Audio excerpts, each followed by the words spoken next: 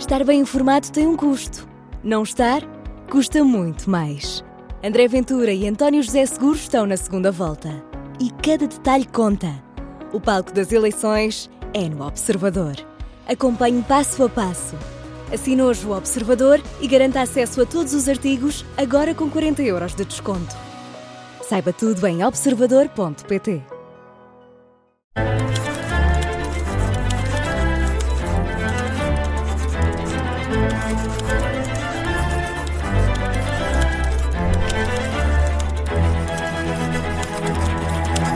Seja muito bem-vindo ao Português Suave. Ao domingo temos encontro marcado na Rádio Observador ou, se quiser, também em podcast. Eu sou o João Costa e Silva.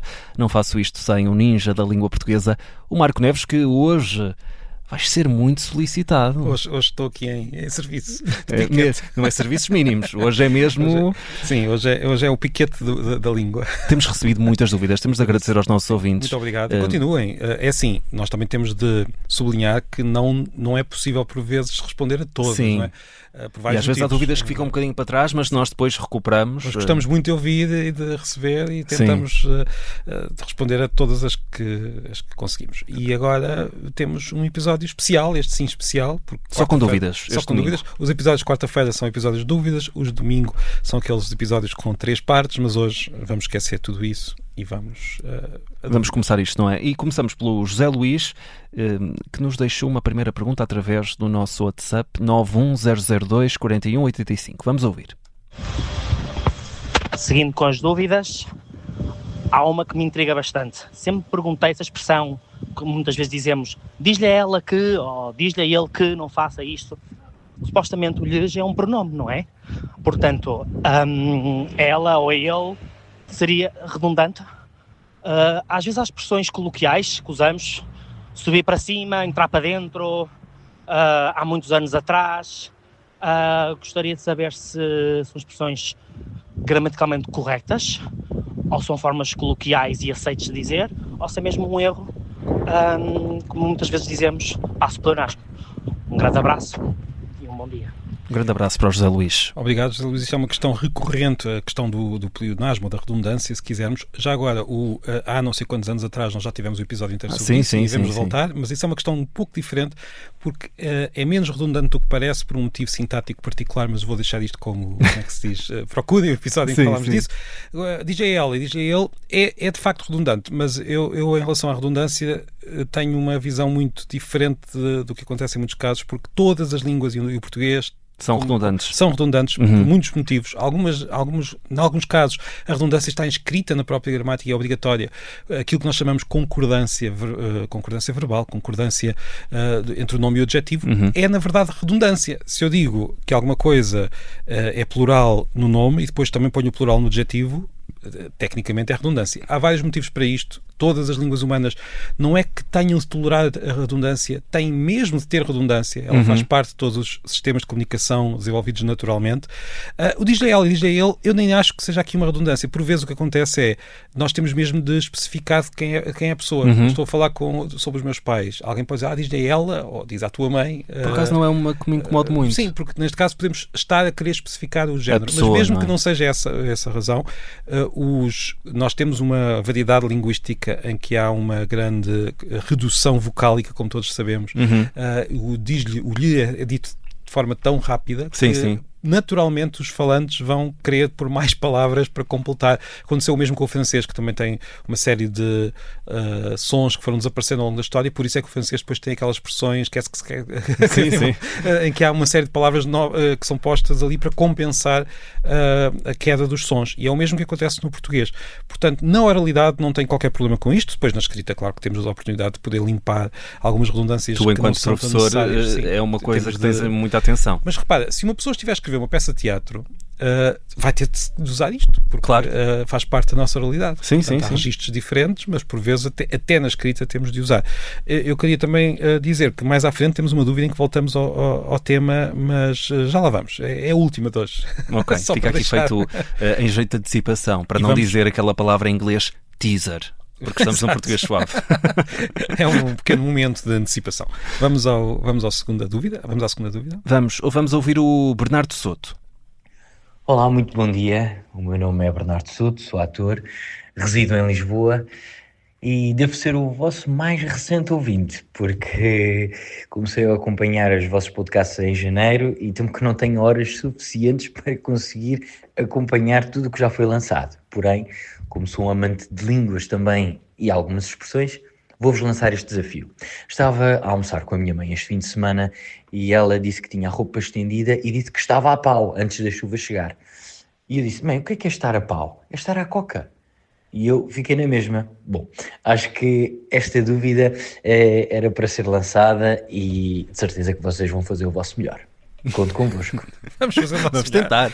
Muito obrigado, Bernardo. Eu por acaso conheço esta expressão, mas sim, é mais força no pau. sentido de põe-te a pau, Sim. põe-te Mas atento, também alguma há, de coisa facto, pode o acontecer. estado a pau, há sempre, as pessoas vão Sim, mudando subtilmente as expressões. de zona para zona às Os vezes. ditados menos, isso já falámos aqui daqueles ditados que as pessoas Sim. acham que foram deturpados, na verdade não foram deturpados, porque repara, os ditados contam uma pequena história. Sim. E é difícil andar a deturpar a história que nós temos na cabeça. Sim. As expressões, essas mudam com muita frequência e estar a pau ou pôr-se a pau, eu não sei quem é que inventou isto, não faço ideia qual é a origem da expressão. Tentei e procurei, mas não se consegue.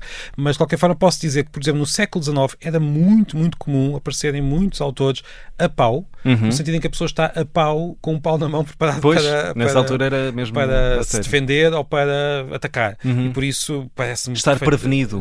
Exato, estar prevenido é estar com o pau na mão para o caso para o caso de aparecer alguém que nos queira atacar. Isto depois, metaforicamente, como acontece, acaba por ser, olha, pus a roupa porque estou a pau, estou Sim. preparado, estou prevenido.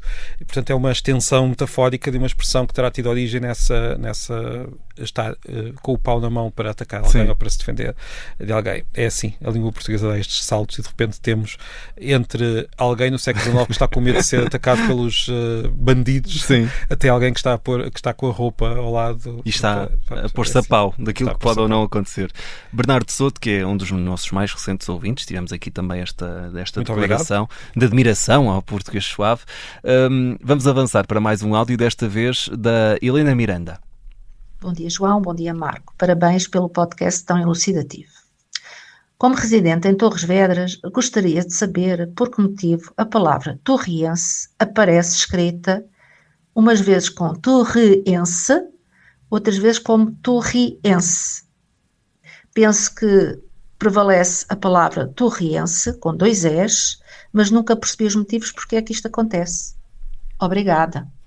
E um abraço antes de mais, Marco, antes de respondermos à dúvida, a todos os torrienses que também passaram agora por uma situação mais difícil por causa desta questão das tempestades e estou a viver uma situação mais complicada, portanto também um abraço para todos, aliás, para todos aqueles que com estas tempestades estão a viver tempos mais difíceis e sabemos que muitas vezes somos a companhia de muitos deles e somos assim um momento mais de libertação para também encontrar algum tipo de alegria nesta fase mais difícil. Sim, porque às vezes nós podemos pensar, e aliás também já conversámos sobre isso, estamos por vezes a conversar sobre temas que não são diretamente ligados com a preocupação, mas eu penso que para muito, e corrijam os nossos ouvintes se estivermos errados, mas às vezes falar também de outras coisas ajuda. Sim, ajuda a desanuviar, quanto mais não seja, e por isso também estamos aqui a cumprir o nosso papel. Mas vamos à dúvida. Vamos à dúvida. A dúvida, portanto, é se escreve torriense com 2 Es, torreense ou turri com i-ense. Tu já viste das duas formas? Já, Okay.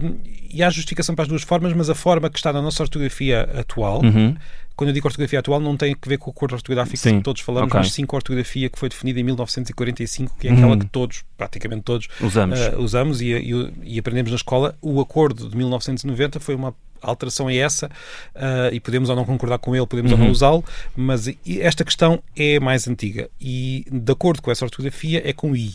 E nós podemos dizer, mas porquê? A ortografia é sempre uma escolha e nós podemos considerar... Eu, por acaso, diria que a forma mais correta era com E. Não, mas é com I. Eu, aliás, aqui socorri-me do Ciberdúvidas, que é um excelente recurso, e o Carlos Rocha, um professor que trabalha com o Ciberdúvidas, é um dos consultores.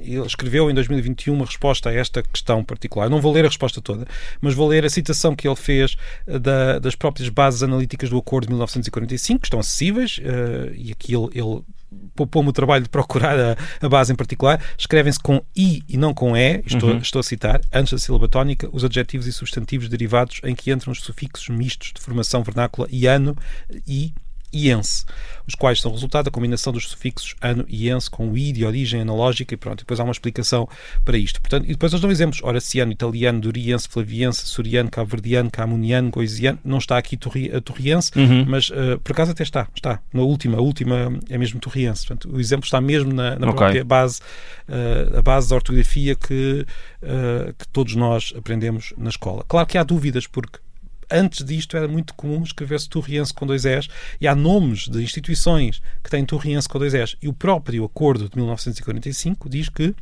no caso de nomes próprios, nomes de instituições, de clubes, do que for, podemos escrever com 2 S, porque já vinha de trás e ficou. Não sei se isto faz sentido. Portanto, se for um nome próprio, imagina um restaurante chamado O Torriense. Nesse caso, já existe? Ficar, de certeza. Provavelmente. Não sei se existe algum. É provável que sim. Mas se for anterior a 1945, pode manter a mesma. Por isso é que as pessoas veem as duas formas.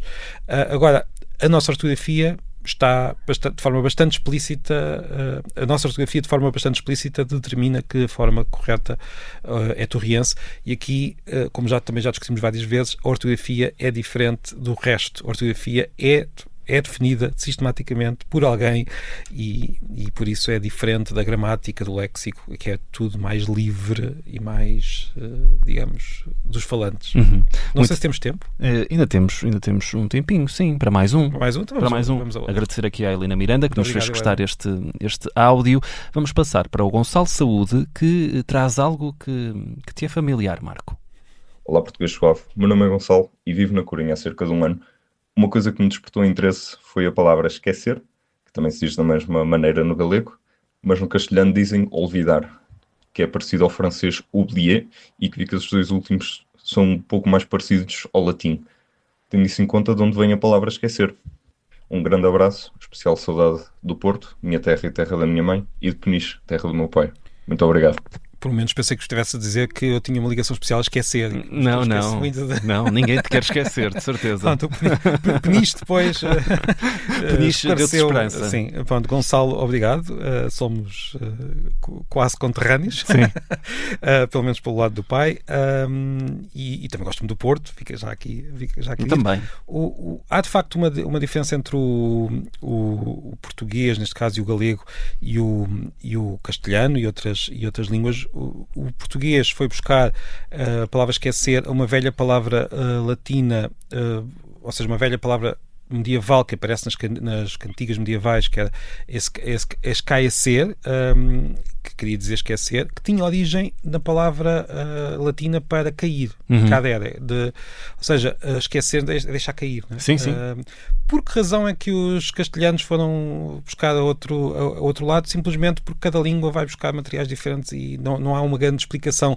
Não há assim um momento histórico que eu diga, houve alguém que escolheu, vamos usar o olvidar, que está mais perto da palavra latina com o mesmo sentido. Não, foi os portugueses e os galegos tiveram ali ou seja, usaram mais este termo, e este termo acabou por se cristalizar e acabou por ficar. Eu sei que não é uma resposta muito, como é que eu dizer, satisfatória, mas nós também temos olvidar, atenção. O que acontece muitas vezes, o que acontece muitas vezes é que as várias línguas têm os vários materiais à disposição, mas ao longo dos séculos alguns vão ficando mais frequentes e outros vão ficando menos frequentes e vão ficando só nos dicionários, e foi isso que aconteceu. Ok, muito bem. Nós temos ainda uma mensagem do Martim, nós temos cerca de 4 minutos. Achas que ainda dá tempo, Marco? Então somos uma família. Martim, bom dia. Somos uma família de 4, a Margarida, o Martim, o Manel e o Zé, que vive no Luxemburgo, a família, e ouve religiosamente o vosso programa. Olá, Luxemburgo. Olá. Tempo. Muitos parabéns, já agora, diz esta família. Sim. Os miúdos são escolarizados em português na escola europeia, mas obviamente a exposição deles à língua de Agostinho e de Camilo é menor, resultando sobretudo no menor conhecimento de expressões idiomáticas e trazendo por vezes algumas outras questões pertinentes. Diz-se, o Afonso tem uma biblioteca. Desculpa, uma bicicleta. Desculpa, Afonso. É parecido. A sua bicicleta é verde ou o Afonso tem uma bicicleta, a bicicleta dele é verde? Esta questão gerou discussão acesa entre avós e netos na ceia de Natal e ficou a promessa de enviar mensagem ao professor com o propósito de elucidar a família. Obrigado e abraço dos 4 para os 2 e agora um abraço dos 2 para os 4. Exato. Vamos sanar esta discussão. Eu não sei quem é que dizia o que é que os avós diziam. O que eu posso dizer é que neste caso, e por isso é que eu disse há bocadinho que nós íamos voltar ao mesmo tema dos pronomes que podem ser. Neste caso, a língua tem duas formas de dizer a mesma coisa. Não há aqui... Não há uma redundância na frase, mas há uma redundância nos recursos que a língua nos dá.